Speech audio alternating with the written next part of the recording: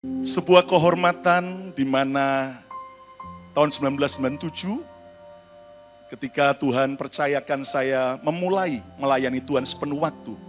Dan saya berada diutus ke Makassar sampai tahun 2000 dan sejak 2000 sampai hari ini Tuhan bawa saya ke Amerika khususnya di kota Philadelphia.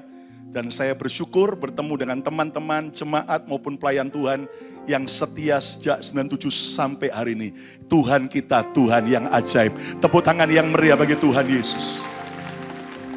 Saudara sekalian, baru-baru ini ada pertemuan para pemimpin gereja, para pemimpin aras gereja yang membawai sekian banyak sinode yang ada di Indonesia. Dan Ketua PGI, Persatuan Gereja Indonesia, dia berkata bahwa gereja Indonesia sedang menghadapi dua masalah utama. Yang pertama adalah masalah pernikahan, keluarga, di mana cukup banyak terjadi keributan, pertengkaran, perselingkuhan, bahkan juga perceraian. Dan ini dihadapi oleh banyak gereja. Dan yang kedua, masalah yang sedang dihadapi oleh banyak orang percaya adalah masalah tentang anak muda. Nah, itu sebabnya kita akan belajar hari ini sebuah tema firman Tuhan. Menikah bukan untuk bahagia. Saudara, mungkin ada yang protes dengan tema ini. Loh, kalau menikah bukan untuk bahagia, lalu apakah menikah untuk aku menderita? Jawaban saya bukan. Menikah bukan untuk menderita. Yang setuju, katakan amin. Nah, kalau menikah, orang berkata, saya menikah supaya saya bahagia. Saya menikah harus bahagia. Pertanyaan saya, bagaimana dengan pernikahan sejenis? Ketika mereka berkata bahwa kami mau menikah sejenis demi alasan mengejar kebahagiaan. Dan jelas kita tahu, itu sesuatu yang salah. Menikah bukan untuk bahagia. Ayo ucapkan bersama saya, menikah bukan untuk bahagia. 2, 3. Bagaimana jika pernikahan itu tidak bahagia? Lalu apakah boleh berselingkuh? Apakah boleh bercerai? Apakah boleh kemudian bertindak begitu kejam kepada pasangan kita, kepada keluarga kita? Nah, baru-baru ini ada sebuah berita yang viral, di mana ada seorang pria bernama Re Suryana dalam usia 66 tahun, asal dari Tasikmalaya, di mana Pak Re Suryana ini, boleh tayangkan gambarnya, membuat sayembara dengan hadiah uang cash 250 juta rupiah. Siapapun yang bisa mendamaikan dia dengan istri dan anak-anaknya. Siapapun yang bisa membuat istri dan anak-anaknya mau nurut dengan sang ayah dan sang suami. Hadiahnya adalah 250 juta. Dan Anda tahu sekalian, para netizen begitu ingin tahu karena ini sebuah sayembara yang benar-benar membuat orang terkaget. Lalu saya juga lihat komen-komen dari para netizen cukup menarik. Ada beberapa yang berkata, Pak Re, kalau memang istri dan anak Bapak nggak mau menerima Bapak kembali, saya siap dinikahi dengan uang muka 250 juta, kata saudara. Lalu ada yang berkata, Pak, angkatlah saya jadi anak angkat Bapak saja dan berikanlah uang itu kepada saya. Saudara sekalian, saya mencoba mengetahui, coba cari tahu siapa Bapak ini. Ternyata dia seorang pengusaha sukses dari Tasikmalaya.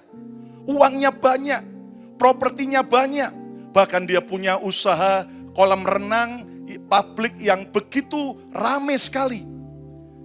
Tetapi selama 3 tahun, dia diusir oleh istri dan anak-anaknya. Dan tidak boleh masuk ke rumah.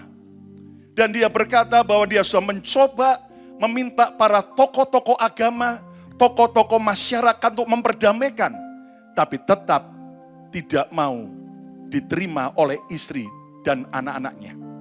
Kita tidak tahu persis sebenarnya apa masalahnya. Tetapi Anda tahu moral story-nya apa? Apa artinya kita sukses, uang kita banyak, Namun ternyata dalam keluarga, dalam pernikahan, kita hancur. Apa artinya saudara di luar dihormati banyak orang, tapi waktu kita pulang ke rumah, istri dan anak-anak kita justru menjauh dan tidak mencintai kita? Apa artinya kita di luar dirayakan, disambut kedatangan kita oleh banyak orang, tapi ternyata pada waktu kita pulang, tidak ada orang yang menyambut dan tidak menghormati kita. Malam ini, siapa yang mau pernikahannya, pernikahan yang sungguh diberkati Tuhan, yang mau angkat tangan saudara, katakan, saya perlu Tuhan. Lebih keras, saya perlu Yesus. Kita tepuk tangan yang meriah bagi Tuhan Yesus. Nah, kalau menikah bukan untuk bahagia, pertanyaannya, apa tujuan kita menikah? Lihat, Ibrani 13 ayat yang keempat. Mari kita akan baca satu ayat ini saja. Kita akan renungkan bersama-sama. Mari semua baca 1, 2, 3. Hendaklah kamu semua penuh hormat terhadap perkawinan. Dan janganlah kamu mencemarkan tempat tidur. Sebab orang-orang sundal dan pezina akan dihakimi Tuhan. Ayat ini menjelaskan bahwa tujuan benar sebuah pernikahan bukanlah happiness, bukanlah kebahagiaan, tetapi holiness, kekudusan. Mengapa Alkitab mengajar bahwa menikah itu adalah holiness, hidup kudus? Dengar, karena happiness tidak menghasilkan holiness. Happiness tidak akan bisa menghasilkan holiness. Namun saat kita hidup kudus, holiness akan menghasilkan happiness. Yang setuju, katakan amin. Pertanyaannya sekarang, apa tujuan pernikahanmu selama ini? Apakah kita bertujuan untuk hanya sekedar mencari kebahagiaan? Ataukah kita mulai malam ini mau berkata, aku menikah bukan untuk cari kebahagiaan, tapi aku cari kesucian, hidup kudus di hadapan Tuhan. Banyak pernikahan berujung kepada ketidakbahagiaan, kepada kekecewaan, ketidakpuasan, percekcokan, perselingkuhan, bahkan perceraian. Kenapa? Karena yang dikejar bukanlah holiness, yang dikejar bukanlah kekudusan, tapi yang dikejar hanyalah happiness. Nggak ada orang yang mau tidak happy. Saya berdoa biar semua kita adalah orang-orang yang paling bahagia. Terutama bagi saudara yang ada di kota Makassar. Tepuk tangan yang meriah bagi orang-orang yang bahagia. Amin. Tetapi ingat bahwa Tuhan mendesain pernikahan bukan untuk mengejar happiness dulu. Hari ini mungkin ada saudara istri yang merasa nggak bahagia. Tapi ingat, bukan berarti kemudian Anda harus tinggalkan pernikahanmu. Ada suami yang mungkin merasa nggak bahagia. Ada anak yang merasa tidak bahagia dalam keluarganya. Tapi dengar, tujuan menikah bukanlah happiness, tapi holiness. Ucapkan bersama saya, tujuanku menikah hidup kudus. 2, 3.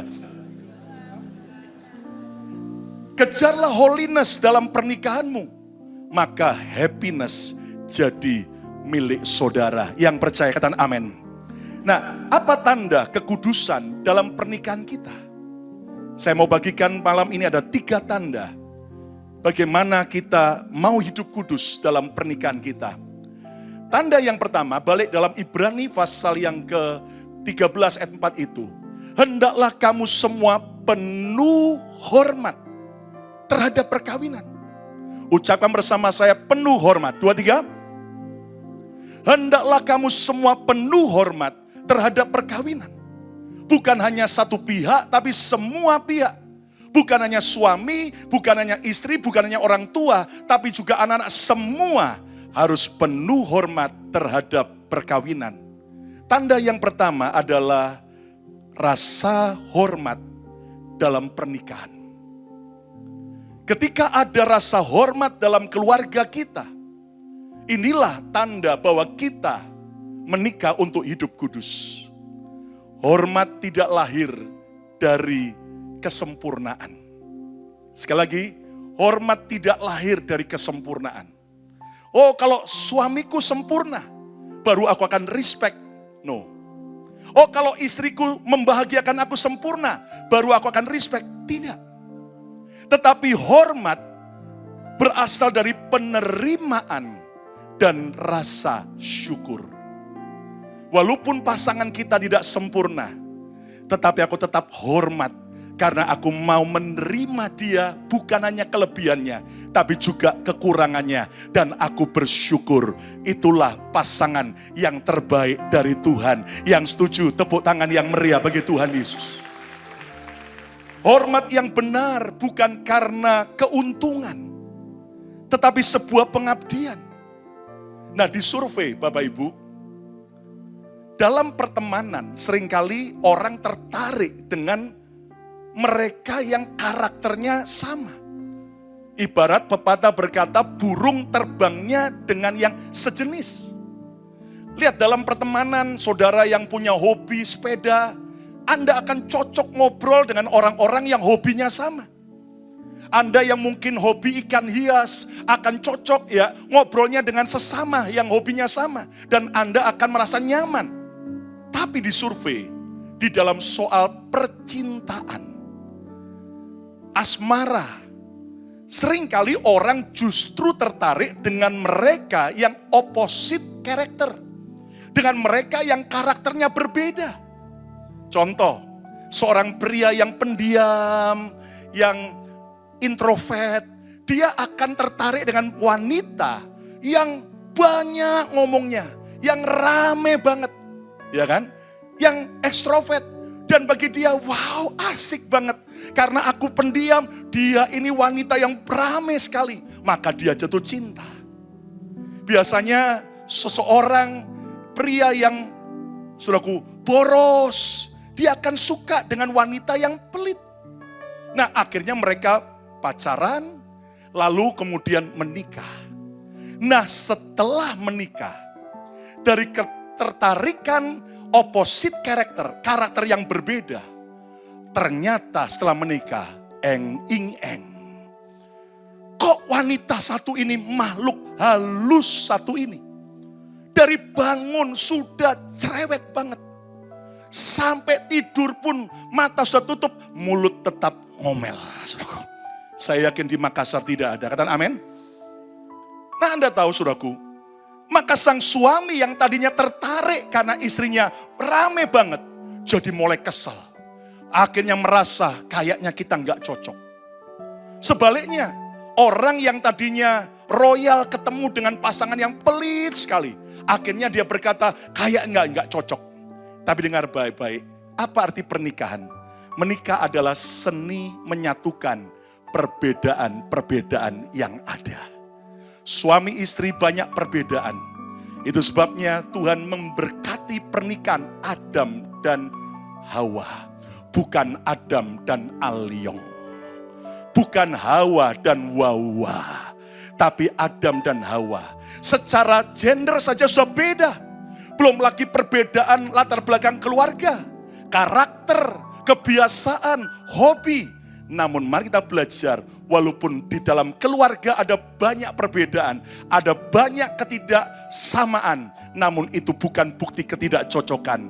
Lihat sebentar sepatu yang Anda pakai. Coba semua pakai sepatu enggak? Coba lihat sebentar. Sepatu yang Anda pakai ada sisi kanan dan sisi kiri. Bukan berarti bahwa mereka enggak cocok, namun justru saling melengkapi. Katakan amin.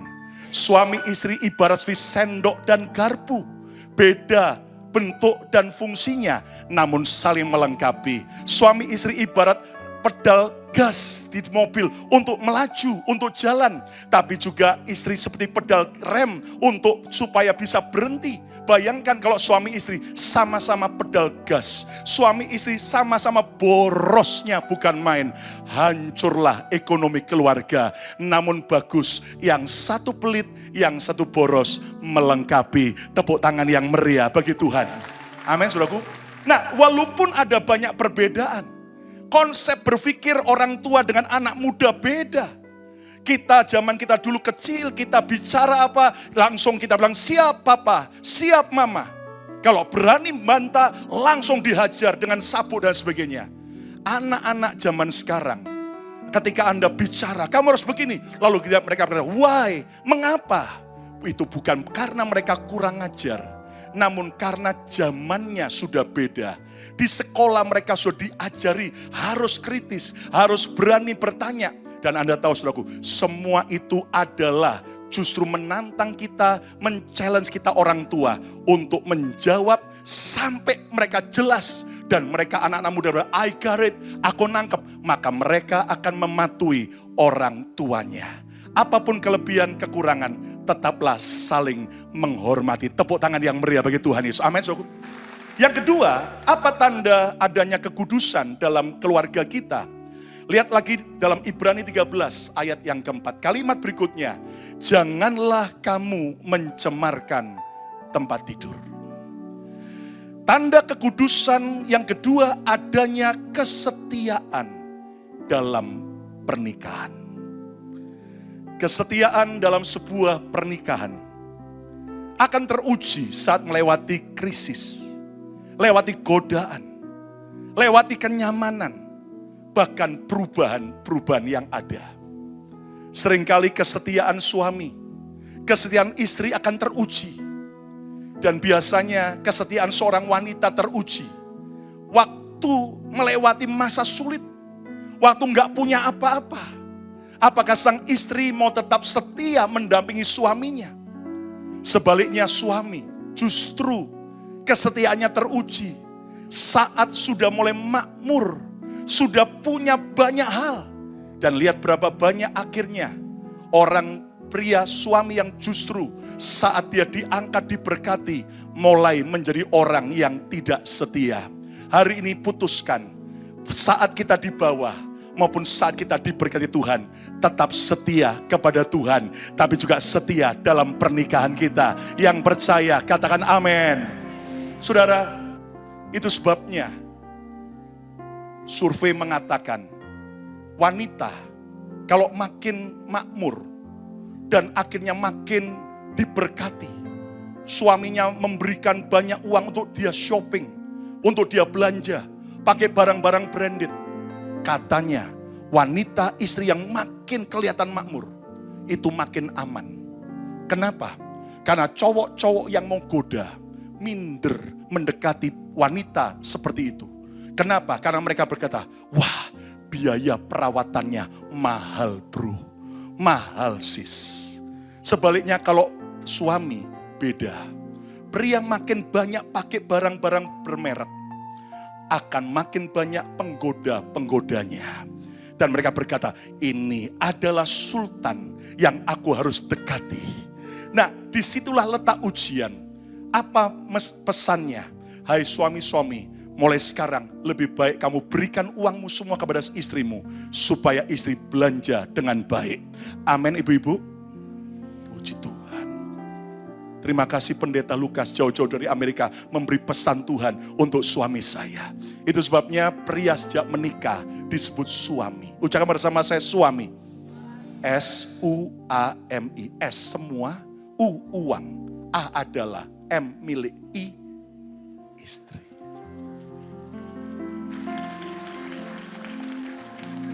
Yang tepuk tangan semua wanita-wanita. Suaminya gini. Tenang Pak, tenang Pak, ada Yesus di sini. Wanita sejak menikah disebut istri. Ucapkan bersama saya istri. I-S-T-R-I. Istri itu harus punya iman. Tidak ada yang amin. Amin. S setia. T taat. R rajin. I irit. Amin bapak-bapak. Yang sujud tepuk tangan yang meriah. Nah, mari kita belajar jaga kesetiaan. Kenapa? Karena disitulah berkat Tuhan akan dilimpahkan. Yang ketiga, yang terakhir, apa tanda kekudusan dalam sebuah pernikahan? Ayat kalimat yang terakhir dari Ibrani pasal 13 ayat keempat. Sebab orang-orang sundal dan pezina akan dihakimi Tuhan. Saudara, yang ketiga harus ada takut akan Tuhan dalam pernikahan kita. Ingat bahwa Tuhanlah saksi, Tuhanlah hakim dalam pernikahan kita. Dan pernikahan kita harus didasari bukan karena takut sama manusia, namun takut akan Tuhan. Katakan amin. Kenapa? Karena kalau saudara takut akan manusia, percuma saja. Kalau ada pasangan, wah kayaknya baik. Tapi begitu nggak ada pasangan, kita mungkin bisa berubah jadi orang yang jahat. Namun takut akan Tuhan akan membuat kita menjauhi semua dosa. Takut akan Tuhan akan membuat kita mau terus menyenangkan hati Tuhan. Takut akan Tuhan adalah kita menghormati Tuhan. Dan percayalah, ketika Tuhan melihat dalam keluarga kita ada takut akan Tuhan, di situ berkat akan dilimpahkan secara luar biasa. Yang mau diberkati katakan amin. Katakan haleluya. Kesimpulannya, tujuan pernikahan yang benar bukanlah mengejar happiness. Tapi apa? Holiness. Ingat, happiness tidak bisa menghasilkan holiness. Namun holiness akan mendatangkan happiness. 3 tanda holiness dalam pernikahan kita. Yang pertama, adanya rasa hormat dalam pernikahan. Hari ini, sekurang-kurangnya pasangan Anda, seburuk-buruknya orang tua Anda, merekalah anugerah yang terbaik bagi setiap kita. Tepuk tangan yang meriah bagi Tuhan. Amin. Walaupun hari ini mungkin anak-anak kita menyakitkan kita, belajar orang tua untuk juga menghormati anak. Yang kedua, kesetiaan dalam pernikahan. Dan yang ketiga, takut akan Tuhan dalam pernikahan kita.